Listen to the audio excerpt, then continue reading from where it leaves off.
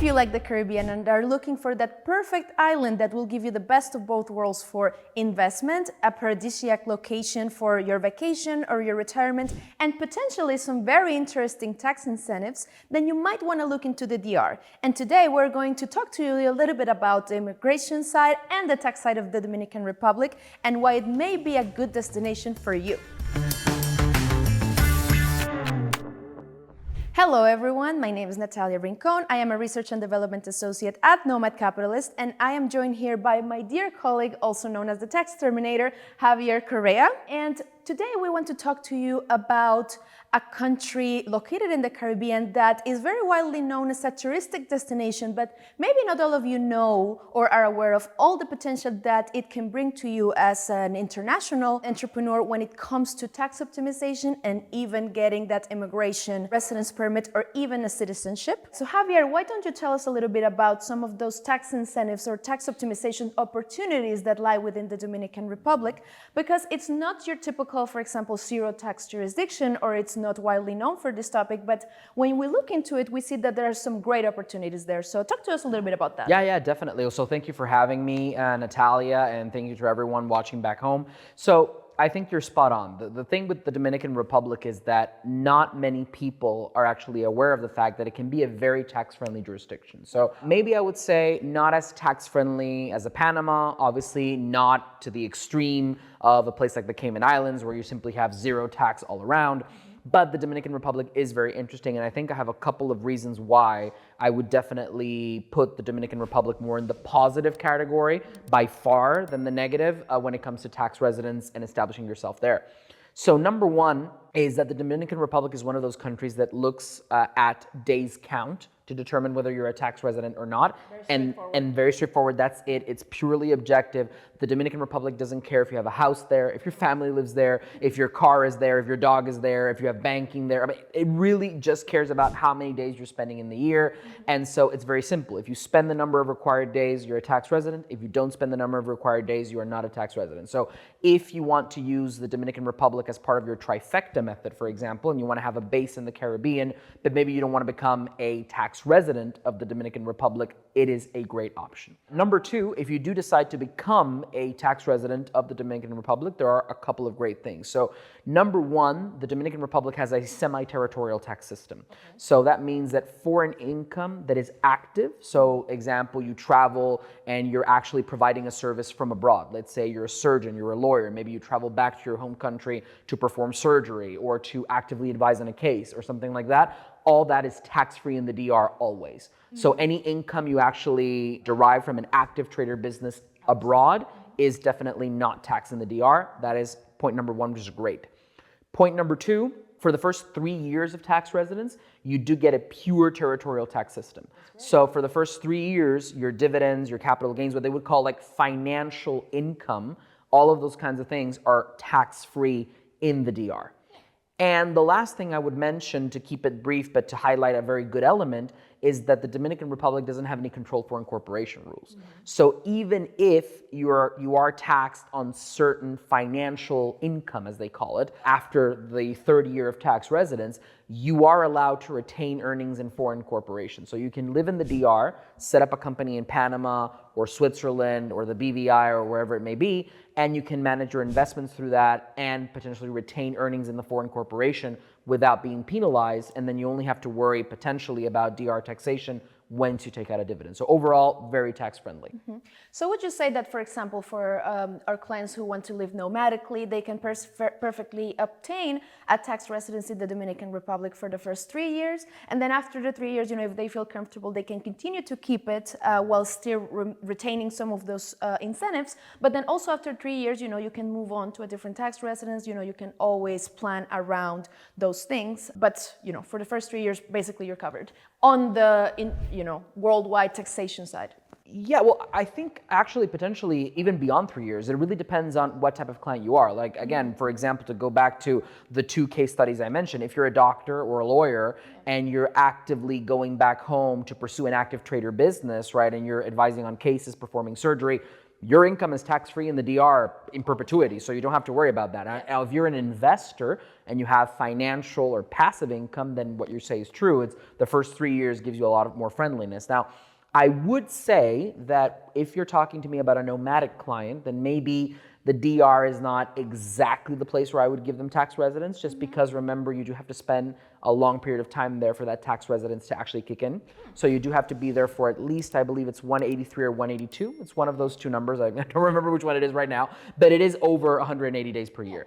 So you do have to spend a lot of time there to keep the residence active in terms of tax. Okay. Yeah, I mean, I meant more in the sense of, okay, maybe you can make it your home for those first 3 years, leaving aside the examples that you mentioned about providing services outside of the DR. But in general, you can live there for 3 years and take advantage of the tax incentives. And then if you want to relocate, you're perfectly free to do so. Would you say that that's a possibility? Yeah, 100%, because there's no exit tax. There is nothing really, there is no serious barrier to exit that would prevent somebody from easily moving their tax residence from the DR to any other location. Panama, Cayman Islands, Switzerland, you name it. So you're not tied to the DR? No, not at all. You can very easily exit and then come back later if you like. And also, I want to mention about what you're saying about the days test of tax residence, because I want to tie it up to the immigration side, because of course all these elements come together. And you mentioned that, for the tax residence, you need to spend 6 months, and it's actually very strict. But when it comes to immigration, you see a lot more flexibility in the time that you have to spend there. So if you look at it from an immigration perspective, you are perfectly free to spend less time. We have seen so far that, the government has been flexible when it comes to counting the days for you to actually keep your residence. So, if you want to use it as part of your trifecta from an immigration standpoint, it's definitely a good option. And there's also many ways in which you can become a resident and even obtain a fast track to citizenship and to that second passport that many of our clients actually want. And I want to talk to you a little bit about that, because you have many ways. And actually something that is also noteworthy about the Dominican Republic is it's one of the countries that gives you permanent residence when you earn passive income. So, if you are a rentist or if you receive a pension, you can actually obtain that permanent residence straight away. So they lure you in for the first 3 years, giving you permanent residence, and then on the 4th year, boom, they take you in for the taxes.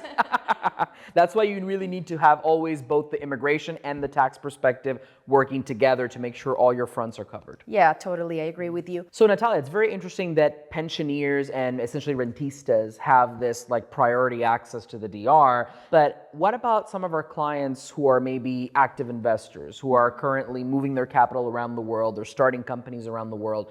Do they have an option as active entrepreneurs to relocate to the DR? Well, Javier, that's actually a very interesting question, and it's actually also a point in favor of the Dominican Republic, because as I mentioned at the beginning of the video, and what we have seen from our on-the-ground research that we conduct, and all of our legal partners in the Dominican Republic, it's really a destination that thrives in tourism, and it's a very attractive destination for international travelers due to its pristine beaches. But what it also means is that they're attracting a lot of investment.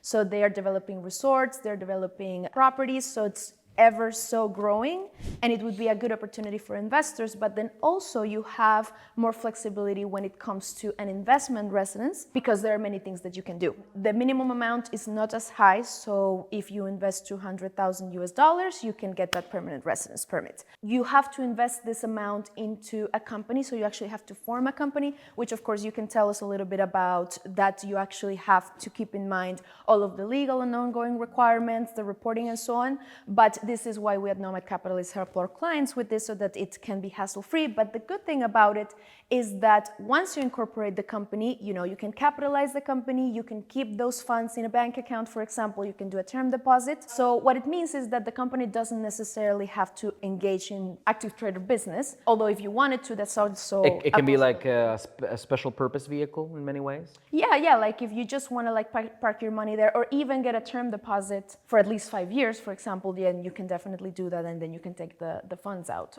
for example. Or you can use it to purchase real estate, and you can have your company actually manage the real estate, and that way you can take advantage of that ever-growing economy that the DR has. But also something or a benefit that this can bring you is a fast track to citizenship by naturalization. So I don't know if you knew this, but when you're an investor, and we are saying that this can actually extend to even passive income earners, is that you can get a passport, or you can apply for that naturalization in only 6 months. Wow. Yeah, that's definitely almost like a citizenship by investment. Yeah, that's pretty Practically. much because, citizenship by investment processes are a little bit long sometimes. So like 6 months wait when you have the residence is not that long. Yeah, it's kind of like a fast track path to citizenship in many ways.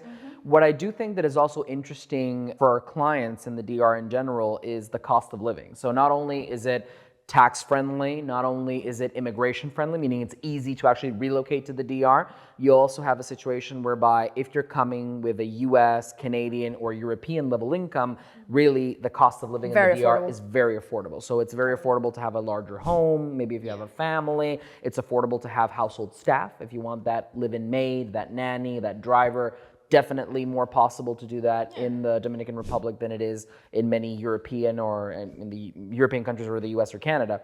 So I think definitely that's another strong element to, yeah. And to your point, also something that is interesting about the Dominican Republic is that you can include dependents, you can include your spouse, you can include your parents if they're above 65 years old, but also you can include your children up to when they're 30 years old. So Natalia, obviously, speaking from one lawyer to another, we know that incorporating a company sometimes can be difficult, especially if you're talking about a corporation. There's shareholder agreements to consider, bylaws, electing a board of directors, officers, and so forth. So for somebody who maybe doesn't want to go through the hassle of dealing with forming and maintaining a Dominican corporation, are there any alternatives to get that residence and maybe fast-track passport through investment? If you have the capital, you have a better option when you say, for example, our clients have come to us and have said, listen, what you're mentioning, I don't want to incorporate a company, but I really want an opportunity in the DR and that fast-track passport. And if you do, for example, if you have $400,000 US, of course, this amount can vary,